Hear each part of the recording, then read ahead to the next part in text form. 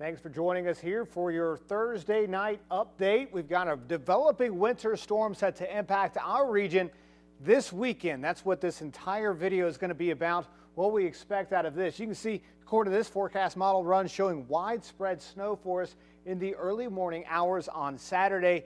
Could lead to some issues across the region, especially travel-wise on the busiest travel weekend of the year. But we're thankful that tonight is nice and quiet across the area. So hopefully you had a great Thanksgiving day, got to enjoy it with some family or friends out there. But tonight is just chilly across the region, but everything, of course, thankfully is all quiet. Radar is all quiet here too. We expected it to be that way. It's going to look just like this through much of the day tomorrow as well. No impacts to our region quite yet.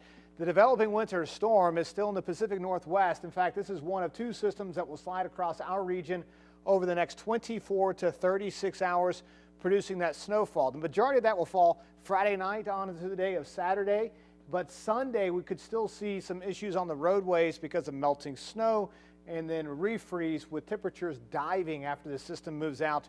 Arctic air moving in, low temperatures in the teens in a few locations, low 20 for us here in town. There is a winter storm watch for the northern half of our region. It does go as far south as the city of St. Louis here.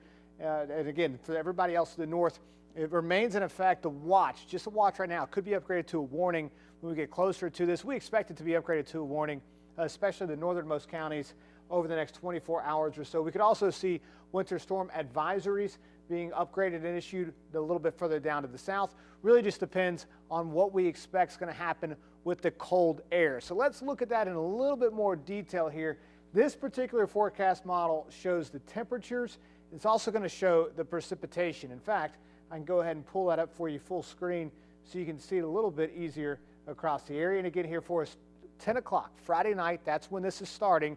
We put this in motion. The moisture, actually the rain and the snow doesn't arrive until after about 1:30 or 2 a.m. You can see this is stopped now at 2:45 in the morning. And again, it shows some of that snow moving in, but check out the temperatures. They're in the mid 30s across the area, slightly too warm at the surface for heavier snowfall. But as that snow moves into the area, we have two conditions that'll help cool it off. One, it's ice falling through the air, so that will cool it down a little bit. But the other aspect, that's called evaporative cooling. It's very dry at the surface, so when that happens, it should drop the temperatures pretty quickly. In fact, that's exactly what takes place according to this forecast model. We go down to more snow-appropriate numbers in the low 30s. St. Louis here 31 degrees, St. Charles 31, Alton 30, Edwardsville 30. There's going to be a battle that's going to take place on Saturday with this system, especially during the afternoon hours. This is still in the morning. It's still 7:45. But what we're going to see is as that system moves into the area, it really cranks up. There's going to be some upper level support too. But we're going to see some of the warm, moist air pushed into this area. The battle line is really between the cold air that's up here and really from the northwest, and then the warm air from the south. Where does that battle take place? This forecast model has that really initializing down southwest. This would lead to more widespread rain with higher totals, upwards of perhaps 4 inches of snow for us here in downtown, upwards of 8 inches of snow to the north, pretty widespread, and then up to 2 inches down to the south. This is one forecast model run. I'll be honest with you, this is not my favorite forecast model run, but it does show what is the higher end threat. What is the higher end possibility? I'm going to show you those totals here on a map in just a minute, but we'll put this in motion. You can see the cold air really wins out, keeps us in the low 30s as we move through even the early afternoon hours on Saturday. Again, that would result in very high snowfall totals within the ranges I'm about to show you, the upper echelon of that. But again, I don't necessarily buy this. I think that normally the warm air from the south does win out, unfortunately for snow lovers, but fortunately for all the rest of us who need to be traveling on Saturday or Sunday even. And again, this forecast model really keeps that cold air in place. This is now 6 o'clock on Saturday with everybody at or below freezing or just right around it, so snow continues to fall on top of snow. This is a different forecast model. This one is a little bit more accurate in my opinion. This is what we call the HRRR. Some people call it the HRRR. It's the High Resolution Rapid Refresh. It takes a lot of data and it looks really at the surface and a few other layers of the atmosphere. It does a really good job of depicting what to expect. And honestly, to initialize as well here too. This is again 2:30 in the morning. Same day, just different forecast model with a different solution. You can see this is mostly liquid. I showed you the temperatures earlier in the mid-30s. That's what I expect. But as we move through the overnight, that cold air moves in and we get some evaporative cooling, gets back down to freezing. This is now through 10:30 in the morning. While we did get snow for a couple of hours here in St. Louis, heavy at times, the majority of this switches over to a mixed precipitation and then even just liquid down to the south.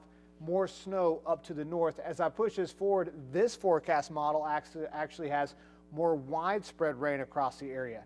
So this is another one that we take into account. We take into account multiple forecast models, and we also look at the starting conditions and a few other things within forecasting.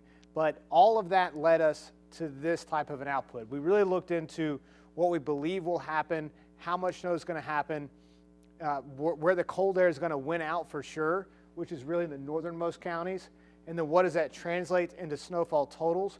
We're thinking widespread 4 to 6 inch totals.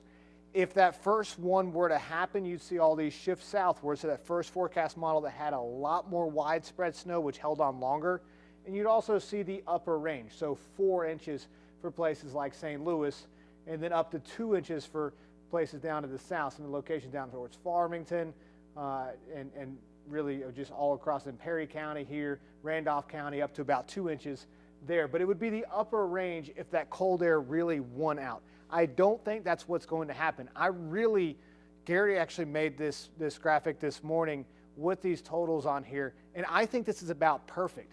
I think really ranging 4 to 6 with isolated higher totals, 2 to 4 across the center tier here, really from I-70 and then I-64 there in Illinois, and then up to 2 inches a little bit further south. Here's the other thing too, is that when you get snow on the ground and then it rains on top of it like we expect, that really eats into those snowfall totals from an appearance side of things. We still record it as 4 inches of snow, but when water lands on it, it melts it fairly quickly. It eliminates a lot of that top layer. So you can go down to 2 to 3 inches whenever you're looking from the inside or walking outside there too, through that slush. So it's not going to be a powdery type snow, except unless you go further to the north where the cold air should stay in place throughout the majority of this event.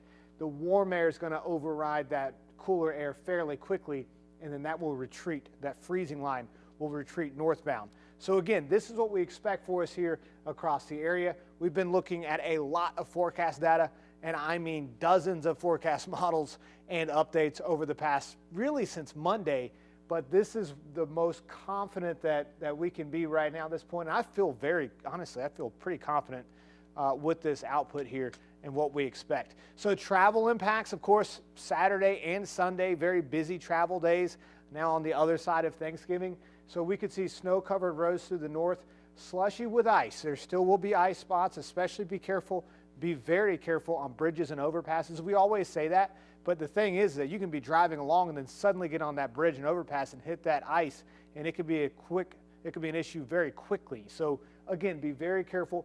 And it's not to say that ice won't take place down to the south. It's possible, especially once again on bridges and overpasses. So just be careful, especially on Saturday. Saturday is probably the worst travel day. Sunday, again, I expect that we'll see some isolated icy patches in a few locations. And again, the fact that it's the busiest travel day of the year with a few areas of ice, that additional concern is what led us to really upgrade Sunday to a weather impact alert day 2.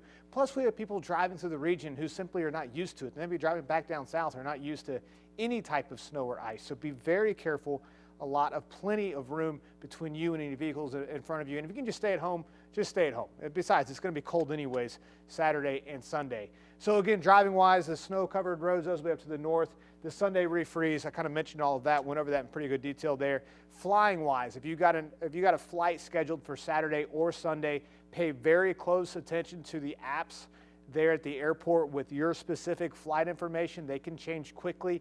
Delays are very likely to happen on Saturday, especially with de-icing occurring. We should see some improvement during the late afternoon hours, but the reality is too, we get a lot of connecting flights from Chicago and some other airports around the Great Lakes region that will also be affected by this. So it may not be your particular flight here leaving, it might be the plane coming in that gets delayed. So just pay close attention to that. Of course, we'll keep you updated here too.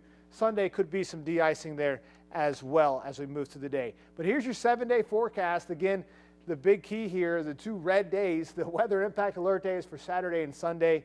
And then once we get beyond that, a few flurries. And I was looking at some of the European forecast model data on this, and it is showing a little bit more consistency with the expectation that we could get some of that flurry activity for us here on Monday. Again, not expecting anything major from that, but still, once again, be careful on roads. We talk about it all the time.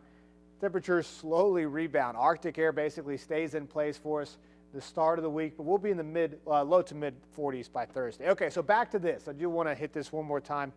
What I do want to tell you is that starting Friday night, really after the 10 o'clock right now, I might move it up depending on kind of what we expect for us here tomorrow, how the forecast changes, if there's any adjustments to snow totals. Starting Friday night, I'm going to be giving you updates pretty much on the hour every hour, until the snow really moves in, and the Gary's going to come in on Saturday morning, and of course we'll be live for you here as that system moves through the region. But we'll keep you updated through the overnight hours. We're going to bring you the first snowflakes as they fall across the region and give you the latest data. That one forecast model I showed you earlier, the high resolution rapid refresh model, that one actually updates every hour when you get within about 12 hours of an event. So we get some really good, very up-to-date information, and it does capture a lot of the localized features that can sometimes show where we can get some very high totals in a few locations, and then perhaps in another few locations that miss out on that. So again, you wrap it all up with the fact that we've got a winter storm on the way Saturday and Sunday. If you got travel plans, you might want to take a look at those. Saturday, not a great day to be on the road, of course, at all. Friday will be fine, no issues there. Sunday, better than Saturday, that's for sure. But again, you're going to be contending with more heavy traffic. So make whatever plans are appropriate and safest for you and your family. And of course, we'll be here really throughout the duration of this event to keep you updated. Hope you had a great Thanksgiving. Again, thank you for joining us here.